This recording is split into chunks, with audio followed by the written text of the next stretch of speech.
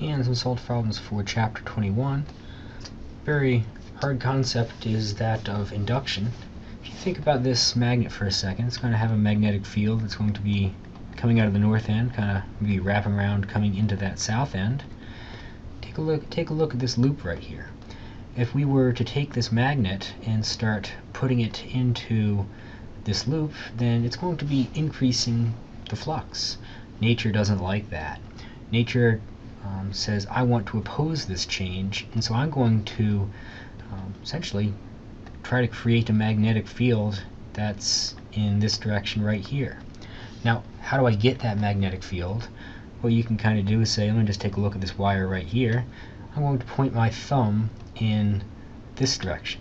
What direction do my fingers curl around it? Well, they're going to curl around it in this way and come out of the wire, just like I would expect my induced magnetic field. So that tells me that the current has got to be flowing like this, flowing through this resistor from the right side to the left side. Again, opposing the change. And now some more practice with induced EMFs. Suppose I have a coil of wires right here, and I've got some magnetic field that's initially pointing in the upwards direction, so it's going to look like that. We just go ahead and say up is explicitly going to be positive here. Now, some time later, so delta t, magnetic field is going to be pointing down. So at the end of the day, it's going to be looking like that. We've changed the magnetic field, we've changed the flux, so we have therefore induced an EMF. EMF, change in flux over change in time. And the negative sign really just tells you a direction. We don't care about that right now because it's not asking for the direction. We just want the magnitude, so I'll just leave that off. So flux is defined to be equal to the magnetic field multiplied by the area over our change in time. And in this case right here, our area is not changing. So I'm just going to go ahead and pull that guy out. So area, change in magnetic field over the change in time. And the area is just going to be pi r squared. Change in magnetic field is going to be magnetic field final minus magnetic field initial, or magnetic field 1. And delta t, I just know that. So now I know everything. So very simple matter of plugging in. Pi multiplied by the radius is going to be 0.108 divided by 2. Make sure you square that guy. Magnetic field final, again, that's going to be explicitly negative. So negative 0.25 minus 0.48. Delta t, 0.16. Go ahead and I calculate all this stuff out and ignore the negative signs because that's just direction. And I'm going to get 4.2 times 10 to the negative 2 volts. And just a little bit more practice with induced EMFs. Here we have this figure right here. And in this case right here, the flux is changing. The area is getting larger. And so there's going to be an induced EMF. The induced EMF in this case is going to be equal to the magnetic field multiplied by the length multiplied by the velocity.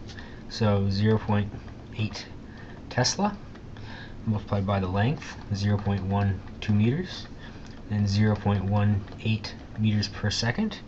And the induced EMF is going to be 1.73 times 10 to the minus 2 volts.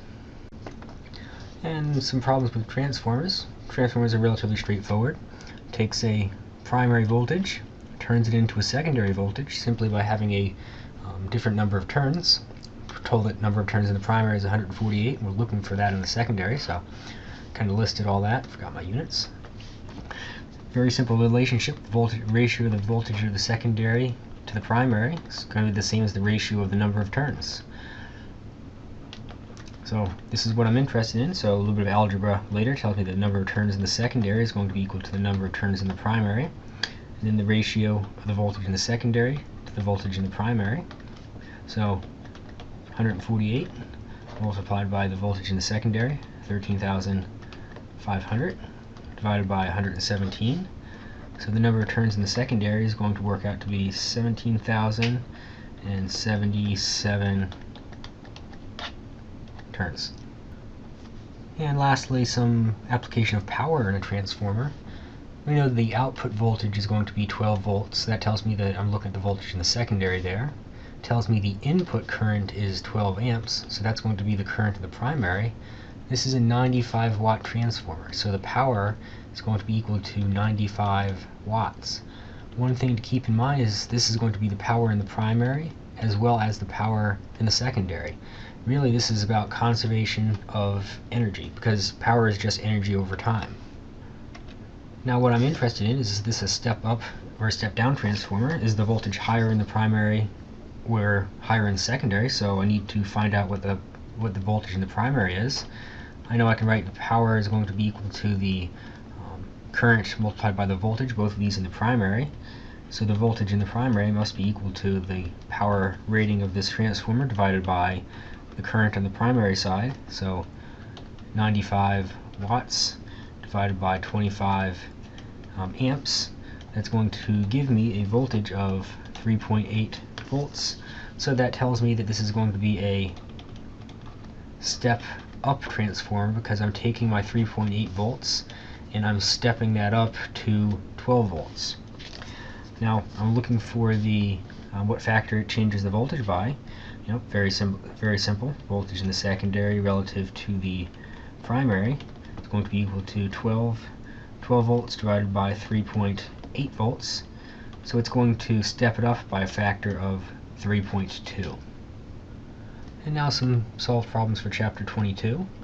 So here we have a magnetic field that's going to be equal to 10.5 times 10 to the negative 9th Tesla. That's what that nano means. And that's going to be equal to the magnetic field strength. Essentially what we have is we have an electromagnetic wave. We'll just kind of picture the electric field going up and down. Picture the magnetic field coming into the page and out of the page. And so, kind of like that. Make sure I draw these guys like this, and it's going to be propagating in that direction right there. Now this is the way that it's typically written. However, the way that it's typically drawn. However, one thing to keep in mind is not related to scale. Essentially, we can say that the electric field strength must be equal to the speed of light multiplied by the magnetic field strength. And so, this is what we're looking for. We're looking for the field strength of the electric field. So it's going to be simply the speed of light, c, 3 times 10 to the 8th, multiplied by the magnetic field strength, 10.5 times 10 to the negative 9th Tesla. And we're going to get a field strength of 3.15 volts per meter. And what that kind of says is this is definitely not to scale. The electric field is much, much, much stronger than the magnetic field. Now, if we have an electromagnetic wave given some frequency, we can find its wavelength quite simply. Remember that the speed of light must be equal to the wavelength multiplied by the frequency. So here I'm looking for the wavelength. That's simply going to be the speed of light divided by the frequency. So 3 times 10 to the 8th meters per second divided by 7.14 times 10 to the 14 hertz. It's going to give me 4.2 times 10 to the negative 7th meters, or 420 nanometers. Go ahead and take a look at a spectrum, and you're going to see this is actually going to be in the visible light, and it's going to be the color violet. And some more practices calculating wavelengths and frequencies. So I'm given some frequency, and I'm looking for the wavelength. Cell phone is going to be electromagnetic wave, so it's going to travel at the speed of light. So much like in the last example, the wavelength is going to be equal to the speed of light divided by the frequency, or 3 times 10 to the 8th meters per second, divided by 1.9 times 10 to the 9th hertz, and I get a wavelength of 0.16 meters.